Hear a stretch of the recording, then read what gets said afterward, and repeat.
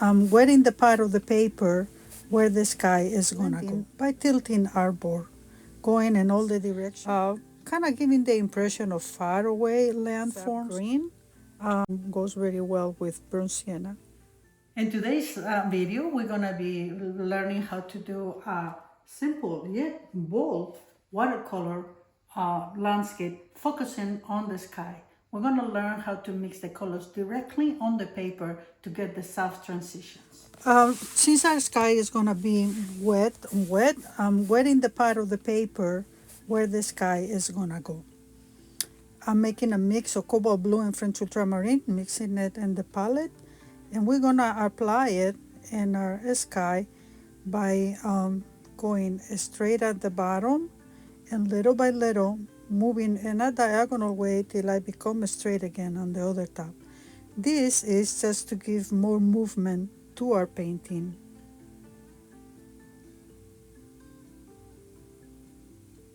Now I'm collecting the extra water that got on the masking tape so that when I'm doing my blending, no surprises come, meaning no cauliflowers or nothing like that will happen.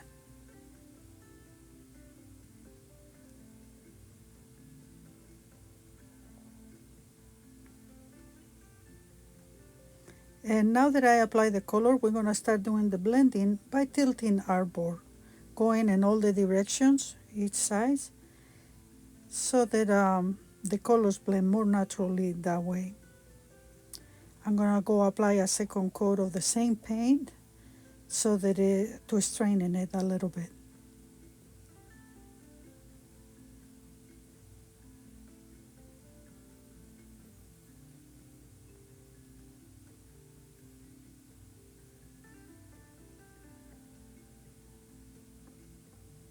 And here I'm applying permanent rose at the bottom, kind of like by the horizon line, but I'm also going to bring some on the sky so they are more than one part.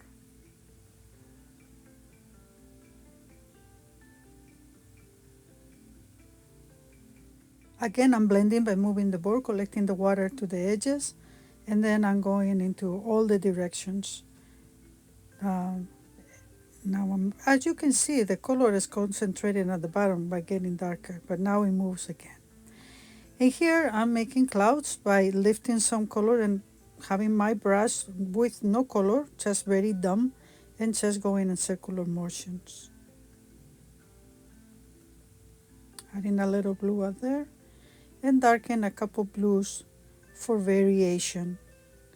I mean, nothing too dramatic. It is a summer bright day, not a stormy weather type of sky.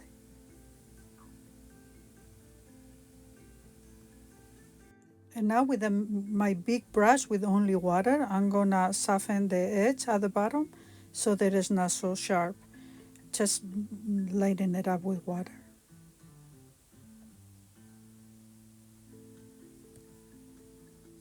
And we left our sky dry by itself. And now that it's dry, I'm mixing cobalt blue with permanent rose. And I want to have more on the permanent rose, but I'm going to start putting some things, kind of giving the impression of far away landforms. When things are far away, they always look more on the purple side. Here I'm bringing a little bit of the colors from the sky, but a little bit darker. I go with water to blend. And I'm going to put it on the other side as well, blending and the same color from there and the other one. By doing this, I will give me the impression of something that is very far away, which is what I want to accomplish here. These two colors are, later we're going to bring some yellow, so if they blend with these purples, we will get very muddy. So I'm going to let this part dry before I bring more color.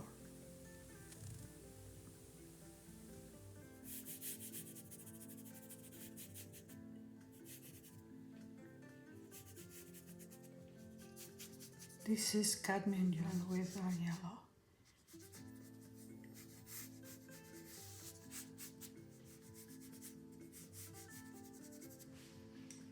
Now I'm just gonna go with water.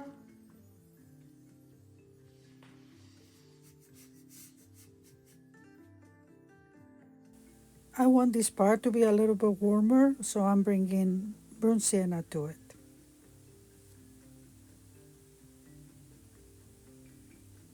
After letting dry all the yellow and burnt sienna, now I'm coming back with a little bit of quin gold and I'm trying to get soft edges. So everything is dry, or where the color is has been dry, and obviously the white paper is dry. Here I'm going back with gold green, and because I want it to be kind of like an underpainting, every time that I drop color, I go with water, with a brush that only has water, and I soften all my edges. I'm bringing sap green, uh, which is a beautiful green that goes very well with burnt sienna. Again, I'll bring water, and the sap green I will bring it with more or less water in order to get it thicker or not. But at the bottom I want it to get darker, so I'm starting to mix a little bit of blues onto my greens. Here is more burnt sienna to make it a little bit darker.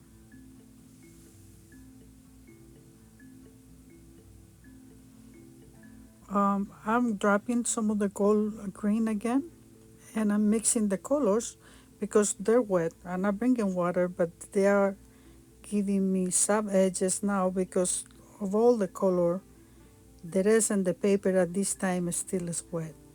This is the sap green mixed with cobalt blue, with French ultramarine, excuse me, to make it darker. I'm putting some of the sap green in the top, and I go with water. Once again, I don't want to have hard edges.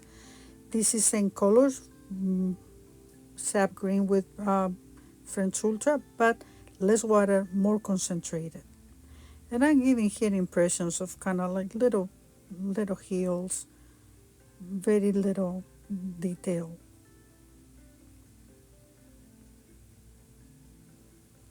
Again, I want my corners to be dark, so I go once more with the thicker mix of sap green and French ultramarine. Just more paint. And now for a little bit of a transition, I go with only the sap green. Between the darker areas and the light areas, I put in, say, a medium. And a tiny little spots of burnt sienna. Basically, our underpainting is done, everything is dry. And now I'm going back with darker colors of the blues to start adding details. Obviously, the farther away, the less detail I'm putting. We're gonna start getting hard edges now. So I will dilute and soften some on the bottom, but not all. This is the mix of the sap green with the French ultramarine with more concentrated. And this is gonna start giving us impressions of landforms. We want this to be a loose painting anyway. This area I want it to be warm, so I bring in the permanent rose. However, if permanent rose mixed with my greens, I will get muddy colors. So in order for that not to happen, I'm gonna bring some of my cadmium yellow, and when the green touches the yellow, it will be okay, and the yellow with the permanent rose is good too. And now we're gonna bring the darkest part of the whole painting here. Again, same combination, sap green and French ultramarine, but uh, less water and more paint. I'm not doing a lot of blending, I'm just dropping it.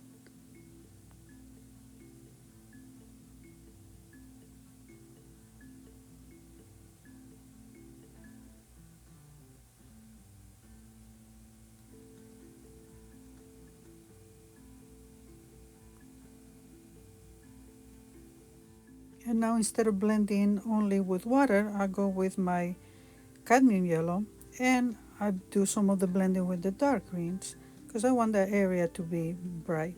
But I'm picking some of the darker colors and that's okay. I just go with a little bit of water. The only thing is that I don't want to have any hard edges, so I rinse my brush and take that little hard edge there in the corner. Usually when we darken our colors, when we put the darkest darks, the colors next to them tend to look more pale.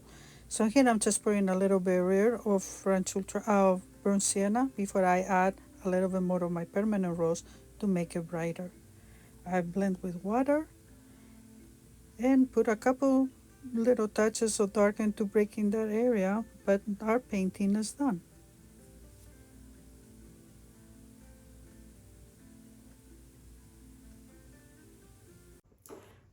Thank you for painting along with me.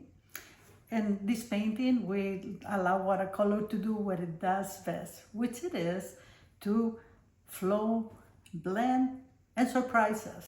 If you like this video and you like these relaxing tutorials, let me know in the comments what will you like me to paint next. I will see you next time, and as always, I thank you for joining me here. Thanks so much for watching. If you enjoyed this, feel free to subscribe. And if you would like a piece for your home, you will find prints on my website. Click here for the next video.